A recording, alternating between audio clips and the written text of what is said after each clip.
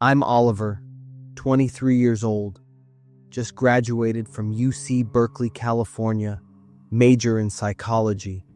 After a hard-working session, I plan to get some time off for myself, spending it with family, friends, before going to grind out later in work and labor. One day when I was doing web surfing, I came across a job that had the title Guardian of Sleep. That was really intriguing, so I dug deeper. The job was pretty simple according to the brochure. All you gotta do was to call the customers and literally guard their sleep. The customers would pay the guardians by the sessions. The fees were up to their negotiation. It was kinda like a nice job. No need to spend much on travel expenses. All you gotta do was to stay, literally, guarding the others' sleep, plus also able to study your customers' psychology on the field. Awesome! I immediately contacted the organization, signing up for the job as Guardian of Sleep. They added me into the list. All I gotta do was to leave my contact information. The customers would then make the contact soon, they said. Maybe graduating in psychology was truly a bonus, because I soon received some early customers. It was kinda easy as it should, once I passed the assigned time and pricing. It did mess up my schedule a little bit, working in graveyard shift. So I would spend my daytime sleeping and resting, spending the nighttime for guardian work. Most of my customers were the elderly, living alone. They often have what I deemed loneliness syndrome, that affecting their sleep. Especially when you add in the amount of urination those elderly had to do, you get the point I'm talking about. A few weeks in, the work ran pretty smooth. I had built a personal network of acquaintances myself. I got quite a lot of money for someone who just graduated. At the time, I was compiling a sleep study based on my customers' sleeping patterns. That evening, when it's close to midnight, I received a text from a strange number. That person requested my assistance in their sleep guardian now. Since I had an empty schedule on that date, I immediately agreed. And then that number, after some time, FaceTime called me. In front of me was a young woman. She's crying hard and seemed to be in great distress. Took me a few seconds to settle, where I greeted her politely. The young woman was still crying for a while after that. I had to stay silent until she calmed down completely, which took about 20 minutes. The young woman introduced herself as Sophie. Due to protocol, I wasn't allowed to ask any further information, as well as the reasons for her distress.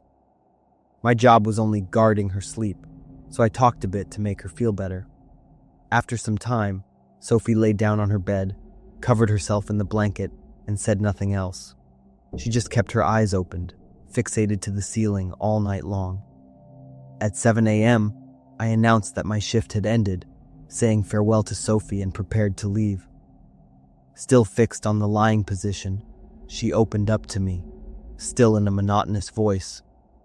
I want to schedule a long-term deal with you, to guard my sleep every night. The proposal took me by surprise, yet I agreed after a short while to consider. After all, the deal was still good, since I would have the psychological profile of a new, peculiar young candidate. Even though I was intrigued by Sophie's actions, however, I respected the privacy protection terms, and therefore would not discuss any further. That evening, Sophie called me very early, at around 8 p.m. She said she needed someone to talk to. She was afraid of the emptiness and darkness of the household. Taking a look at Sophie's bedroom, I guess she was pretty financially stable, so I asked her information about her age to give out the best advices for the quality of sleep. Yet she deflected the questions away, instead focusing on other topics. Once again, at 12 o'clock sharp, she lay down on the mattress and again slept with her eyes open. It occurred days after days, where she would remain fixed on one position until daybreak. Her calls to me went earlier and earlier as the days went by. Sometimes I received her call right at sunset. I'll pay you more. Just watch me from sunset to sunrise. And keep an eye on me at all time, please, not 1 second. I felt her mental state deteriorated day after days. One evening, I was dead tired since I was too busy to sleep in the daytime. At around 11 p.m., I began yawning constantly, with the fatigue set in quickly and heavily. At midnight, when Sophie went to sleep, the silence, combined with the sleep deprivation, finally knocked me out completely. I didn't know for how long had I been sleeping. I just knew that this sleep was the best one I had in a long time, enough for me to detach myself completely from reality. Until a sudden noise jolted me up from sleep. It came from my still opening iPad. After a minute of scrambling, I suddenly realized that I still needed to watch over Sophie. I quickly grabbed the iPad, which was showing the scene of her bedroom ceiling. It looked like her mobile device had been impacted sometime when I fell asleep. I was hesitant to tell her my apology for falling asleep. I was afraid I might disrupt her quiet environment. A few seconds later, it looked like Sophie's phone went back to being steady again. However, instead of Sophie, it was a person dressed in black. His face was concealed underneath a face sticker mask. However, his build was definitely a man. After a few seconds, I greeted him, but he didn't seem to respond. I asked whether he knew Sophie and what he was doing there in her room. The man remained silent, yet the sticker face seemed to have some shift in its wrinkles, and I was sure he was smirking. Sophie's hand suddenly appeared on the screen, waving at me. I guess that meant she told me that everything's okay. That man must have been someone she knew, and it seemed they were having some fun. However, Sophie's hand rose up further, and the man's hand holding it was soaked red with blood. No, to be exact, Sophie's severed hand that completely been detached from her arms. What the hell was going on? I asked myself frantically, not sure what I was witnessing and whether it was all of a prank or something that was happening for real. The man raised his hand, and another of Sophie's severed hand went up, waving at me. My heart beat up like crazy, while I was paralyzed at the scene. That man seemed to be very excited at my expulsion.